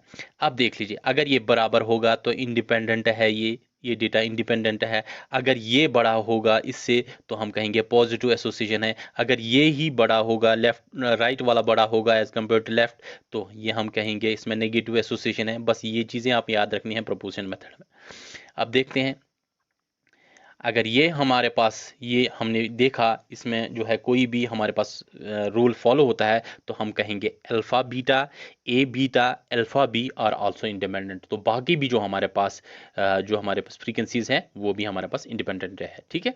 आप देख लें, हमारे पास एक क्वेश्चन है, question number 1 is A B हमारे पास 100 है, बी हमारे पास 10 है, ए बीटा हमारे पास 150 है, बीटा हमारे पास 15 है। Find out how A and B are associated. हमें बताना है ए और बी कैसे एसोसिएटेड है, ठीक है। आप देख लीजिए, मुझे क्या करना है, सिंपली जो मुझे देखना है वो है A B divided by B, किसके साथ ही इसको कंपेयर करना है, A beta divided by beta, ठीक है, इसके साथ कंपेयर करना है, ठीक है। ये मैं देखता हूँ, अब मेरे पास ए बी क्या दिया गया है, बी क्या दिया गया है, ए बीटा क्या दिया गया है, बीटा क्या दिया गया है, इसको मैं कंपेयर करता हूँ। देखिए, ये मेरे पास ए बी बाई बी क्या आता है, 100 डिवाइडेड बाई 10, 100 है ए बी का वैल्यू, 10 है 10 का बी का वैल्यू, तो ये मेरे पास 10 आता है, ठीक है। इसी तरह A B divide by beta देखता हूँ मैं, इसका वैल्यू ए बी बीटा हमारे पास है 150, बीटा हमारे पास है 15, ये हमारे पास 10 आता है। इसका मतलब है A B divided by B is equal to A beta divided by beta. ये जब दोनों बराबर है तो उस सिलसिले में हम कह सकते हैं कि ये डेटा जो है इंडिपेंडेंट है, यानी कि ए और बी जो है हमारे पास एट्रीब्यूट्स वो इंडिपेंडेंट है, उनके दरमियान कोई भी एसोसिएशन नहीं है। एक और क्वेश्चन देख लेते हैं, यहाँ पे भी मेरे पास ए बी दिया गया है, बी दिया गया है, ए बीटा दिया गया है, बीटा दिया गया है। आपने बताना है एसोसिएशन क्या है। सबसे पहले A B divide by B मैं कैलकुलेट करूँ, ये मेरे पास आ जाता है 200 डिवाइडेड बाई 10, ठीक है, ये हमारे पास 20 बना। इसी तरह A beta divide by beta, A beta हमारे पास 250 है, बीटा हमारे पास 25 है, ये मेरे पास 10 बना। तो ए बी जो है डिवाइडेड बाई बी जो है ये बड़ा है, क्योंकि 20 है ना, तो ये बड़ा है as compare to A beta divided by beta. जब ये केस होगा, ये बड़ा होगा एज कम्पेयर टू दिस, तो हम कहेंगे पॉजिटिव एसोसिएशन है ए और बी के दरमियान। तो यहाँ पे देख लीजिए कि A B divided by B है greater than A beta divided by beta, so it is positively associated, यानी कि ए और बी जो है पॉजिटिवली एसोसिएटेड है। अब आपके लिए क्वेश्चन है प्रोपोर्शन मेथड में कि आपके पास वैल्यूज दिए गए हैं, आपने बताना है ए और बी में कौन सी एसोसिएशन है, पॉजिटिव है, नेगेटिव एसोसिएशन है, या फिर वो इंडिपेंडेंट एट्रीब्यूट्स है।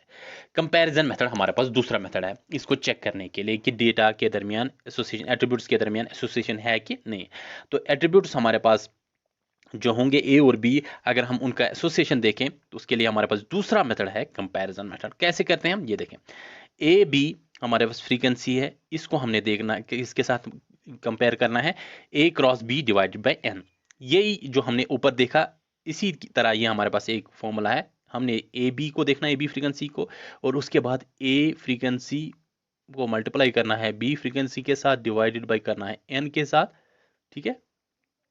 तो इसको कंपेयर करना है, अगर ये बराबर होगा तो इंडिपेंडेंट, अगर ये बड़ा होगा उससे तो पॉजिटिवली एसोसिएटेड, अगर ये बड़ा होगा तो नेगेटिवली एसोसिएटेड, ठीक है। देखते हैं, ये देख लीजिए, हमारे पास अगर ये बड़ा होगा ये वाला साइड तो पॉजिटिवली एसोसिएटेड, अगर ये वाला साइड बड़ा होगा तो नेगेटिवली एसोसिएटेड, अगर बराबर होंगे दोनों तो इंडिपेंडेंट। अब देख लीजिए, डेटा क्वेश्चन कर लेते हैं सॉल्व यहाँ पे, उसके बाद देखते हैं कि ये जो हमारे पास मेथड है कितना ईजी है। देखिए, यहाँ पे आपके पास n 106 दिया गया है, a 70 दिया गया है, b 36 दिया गया है, a b हमारे पास 20 दिया गया है। सॉल्व करते हैं, a b हमारे पास वैल्यू पहले हमने कैलकुलेट करना है, a b हमारे पास 20 है, ठीक है। इसी तरह हमारे पास a multiplied by b divided by n solve करेंगे, a हमारे पास 70 है, b हमारे पास 36 है और n हमारे पास 106 है। जब आप ये कैलकुलेट करेंगे ये आपके पास आ जाएगा 23.76। आप देख लीजिए, ए बी जो है ये छोटा है किससे, A cross B divided by N. जब ए बी छोटा होगा A cross B divided by N से, तो उससे हम कहेंगे नेगेटिवली एसोसिएटेड। तो यहाँ पे हम कहेंगे A and B are negatively associated, ठीक है, नेगेटिवली एसोसिएटेड।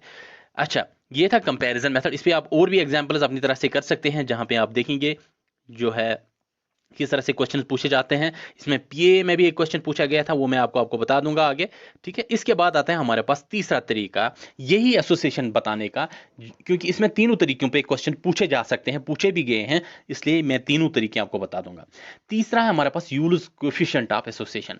ये जो यूल का कोएफिशिएंट है, इसकी बिना पे हम कह सकते हैं कि कितनी गहरी जो है एसोसिएशन है इनके दरमियान। अभी तक हमने प्रोपोर्शनल मेथड, कंपैरिजन मेथड में ये नहीं देखा कितनी गहरी एसोसिएशन है। तो कितनी गहरी एसोसिएशन है, वो रेंज, वो सिग्निफिकेंस हम देखते हैं यूल्स कोएफिशिएंट में। इसको हम रिप्रेजेंट करते हैं क्यू से, ठीक है। अगर ए बी हमारे पास एट्रीब्यूट्स हैं तो क्यू ए बी जो है हमारे पास रिप्रेजेंट करता है यूल्स कोएफिशिएंट। कैसे कैलकुलेट करते हैं, यहाँ पे हम ए बी को मल्टीप्लाई करते हैं अल्फा बीटा से, माइनस करते हैं A beta into alpha B, ठीक है। इसी तरह ये नीचे जो है हम यही लिखते हैं A B divided by alpha beta minus A B into alpha B, ठीक है।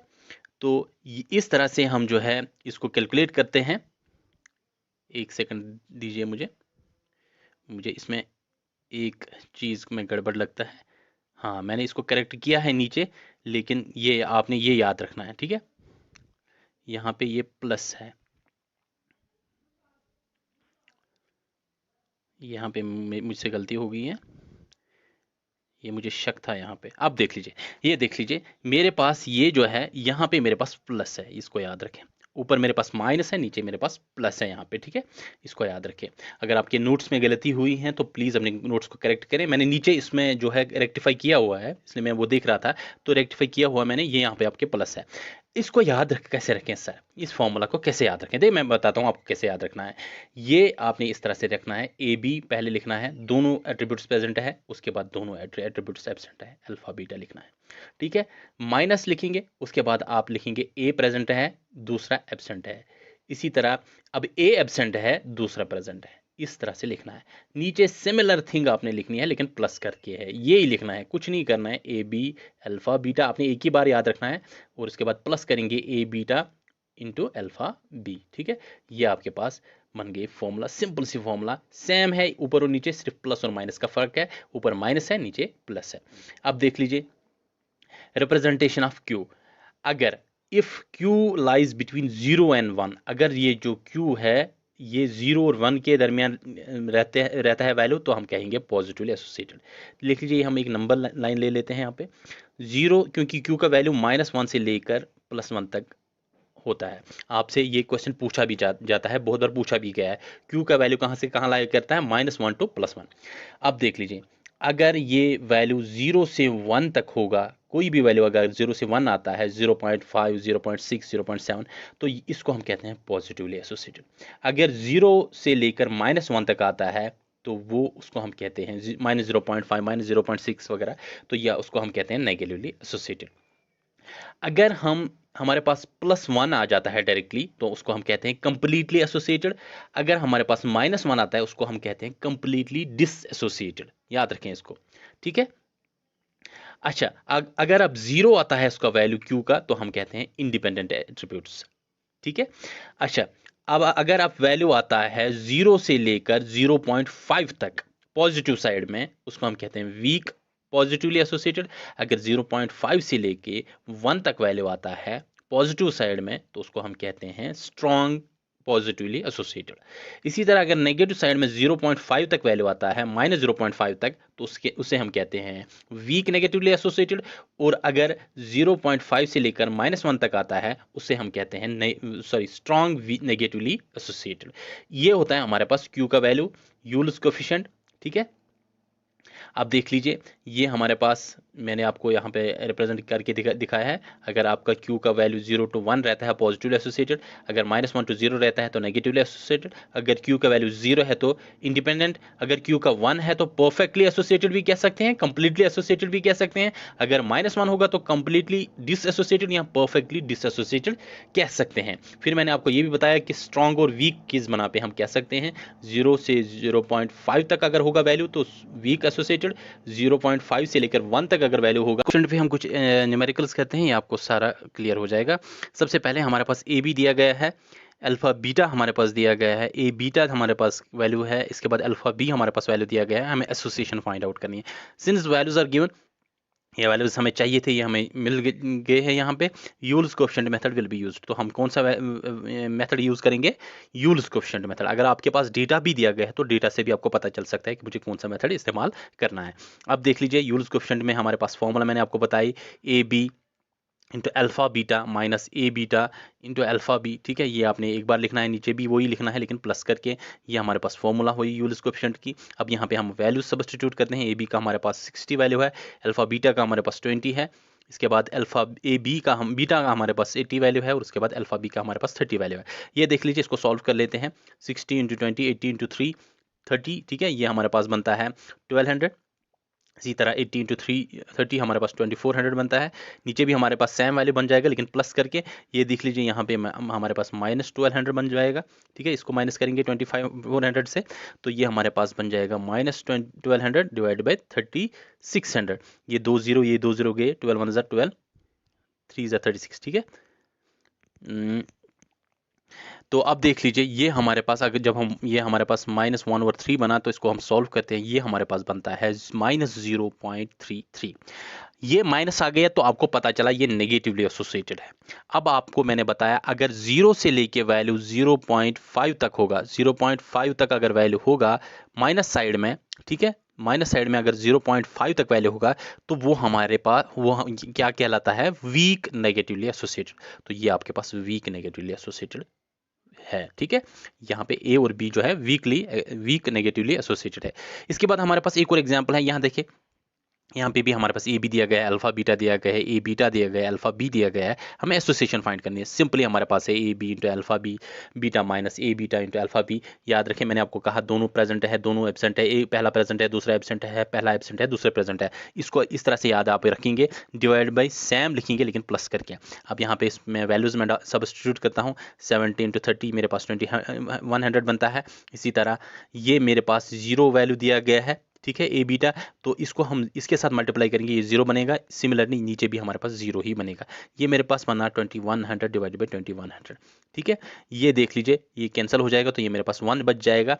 जब आपके पास +1 आता है तो इसको हम कहते हैं परफेक्टली या फिर कंप्लीटली एसोसिएटेड। ठीक है, तो इस तरह से जो है हम जो है ये यूल्स कोएफिशिएंट कैलकुलेट कर सकते हैं। इस तरह से भी आपको क्वेश्चन पूछे जा सकते हैं। देखिए, find the association between literate husband and literate wife. Literate husband और लिटरेट वाइफ में आपने एसोसिएशन देखना है। आपके पास वैल्यूज दिए गए हैं। Literate husband with literate wife 80, इसका वैल्यू दिया गया है। Literate husband with illiterate wife 30, इसके बाद illiterate husband with illiterate wife with literate wife 100, illiterate husband with illiterate wife 60 आपके पास वैल्यू दिया गया है। अब हम कैसे इसको करें सर? बिल्कुल आसान तरीका है। देखिए, लिटरेट हस्बैंड के लिए को आप ए से रिप्रेजेंट करेंगे, इसका मतलब है इलिटरेट हस्बैंड को आप अल्फा से रिप्रेजेंट करेंगे। लिटरेट वाइफ को हम रिप्रेजेंट करेंगे बी से, इसका मतलब इलिटरेट वाइफ को रिप्रेजेंट करेंगे बीटा से। हो गए आपके पास 4 एट्रीब्यूट्स। आप देख लीजिए, अब आप सिंपली इसमें वैल्यू सब्स्टिट्यूट करते हैं। सबसे पहले हमारे पास है लिटरेट हस्बैंड, इसका मतलब है ए, एंड लिटरेट वाइफ इसका मतलब है बी। तो ए बी आपके पास आ गया वैल्यू डायरेक्टली 80। ठीक है, इसके बाद है हमारे पास लिटरेट हस्बैंड यानी कि ए, इलिटरेट वाइफ यानी कि बीटा, तो ये आपके पास ए बीटा आपके पास 30 आ गया, दूसरा वैल्यू पे आ गया। इसके बाद हमारे पास है इलिटरेट हस्बैंड यानी कि अल्फा, इसके बाद लिटरेट वाइफ यानी कि बी, तो ये आपके पास 100 आ गया। Illiterate husband alpha, illiterate wife beta, तो अल्फा बीटा आपके पास आता है 60। चारों के चारों वैल्यूज आपको जो जरूरत पड़ते हैं यहाँ पे वो आपके पास आ गए। अब आप इसको क्यू में सब्स्टिट्यूट करेंगे। देखिए, Q is equal to A B into alpha beta minus A beta into alpha B divide by A B into alpha beta plus A beta into alpha B. इसमें सब्स्टिट्यूट करें ये सारे values, देखें ये हमारे पास क्या आता है 80 इंटू 60, 30 इंटू 100। इसी तरह ये भी हमारे पास, नीचे भी हमारे पास सेम आ जाएगा। ये हमारे पास आता है 4800 माइनस 3000। ठीक है, इसी तरह यहाँ पे हमारे पास 4800 प्लस 3000 आता है। इसको आप अगर आप माइनस करेंगे आपके पास 1800 बनता है, नीचे हमारे पास 7800 बनता है। ये 2020 गए, ये आपके पास आता है 18 डिवाइडेड बाई 78। ये आपके पास अगर आप कैलकुलेट करेंगे ये आपके पास आता है 0.23। ठीक है। 0.23 जो आपके पास वैल्यू है ये आता है पॉजिटिव पहले, तो हमें पता चला ये पॉजिटिवली एसोसिएटेड है। अगर इस तरह से भी ऑप्शन होगा तो आप डायरेक्टली लिखेंगे ये पॉजिटिवली एसोसिएटेड है। लेकिन मैंने आपको बताया 0 से लेके 0.5 तक अगर पॉजिटिव में आता है तो उसको हम कहते हैं week positively associated.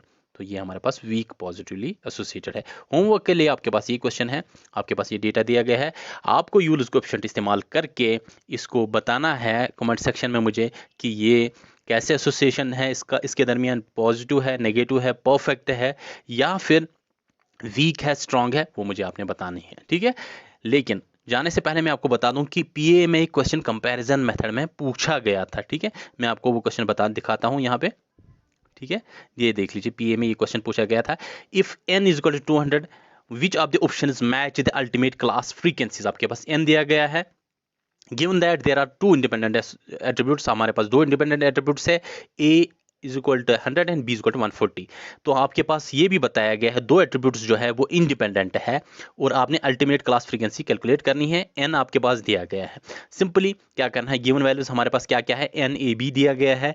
It's also given that the question that the attributes are independent, ये भी मैंने आपको बताया इंडिपेंडेंट है, ये वही से दिया गया है। As per the given comparison method is to be used, तो हम कंपैरिजन मेथड इस्तेमाल करेंगे क्योंकि वहीं पे हमारे पास n a b a और b दिया गया है।